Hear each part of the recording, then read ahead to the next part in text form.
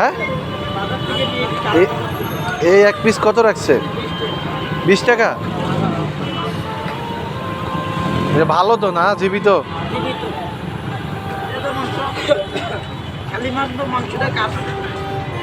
খালি মাংসটা কাটছে, 20 টাকা করে নিয়ে আইছো এটা। তো মশলা টসলা কিছু দিছো না? লবণ হলুদ দিয়ে দিয়ে রাখছো।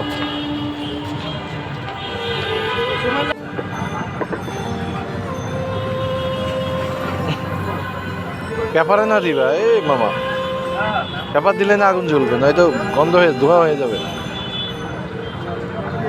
ওই যে পেপার উপরে।